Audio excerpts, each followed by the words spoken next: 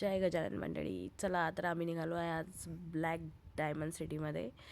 तर आता वाजले होते 6:15. तुम्ही म्हणाल आता सकाळी सकाळी कुठे चालले एवढ्या सकाळी? तर आमचं मस्त रोज फिरणंच चालू असते, कुठे ना कुठे चालू, पार्टीला आर्टीला निघालेलो होतो. चला यवतमाळ वगैरे पोहोचलो, नाही यवतमाळ नाही पोहोचलो, आम्ही देवगावला पोहोचलो. आम्हाला करायचं होतं नाश्ता करायसाठी उतरलो तिथून.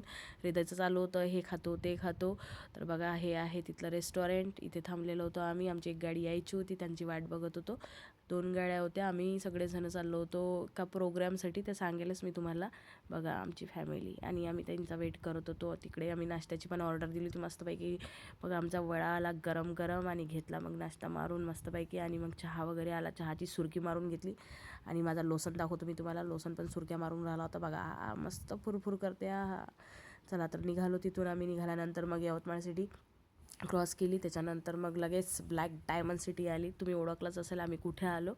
आणि त्याच्यानंतर थोड्या वेळात आम्ही घरी पोहोचलो आहे. बाबा ब्लॅक डायमंड चेक करून घ्या, इकडे सगळा काळाच काळा दिसते तुम्हाला. त्याच्यानंतर आम्ही एंट्री केली घरात. बघा इथे तयारी चालू होती रात्रीच्या कार्यक्रमाची. इथे होता बड्डे. मी आली होती आत्याकडे, म्हणजे यांच्या आत्याकडे.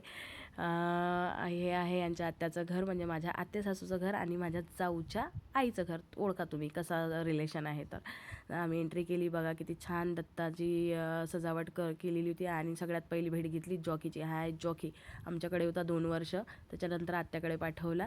आणि हे बघा माझे मिस्टर त्याला पाहत होते आणि हृदय त्याच्यासोबत खेळून राहिले होते. त्याच्यानंतर मग आम्ही जेवण वगैरे करून घेतले. मग झाली रात्रीची तयारी चालू. बघा डेकोरेशन वगैरे इथे बाई मंगल कार्यालयाचे काही त्रास नाही आहे. एक प्लॉट एक्स्ट्रा लॉन वगैरे करून ठेवलेला आहे स्पेशल बड्डे पार्टीसाठी वगैरे.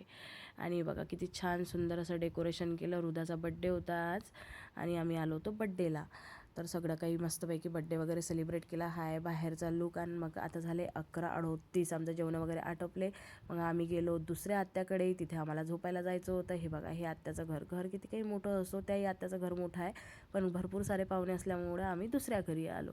त्याच्यानंतर बघा आम्ही एंट्री वगैरे केली आणि प्रत्येक आपापल्या रूममध्ये धावत रूममध्ये झोपायला गेले.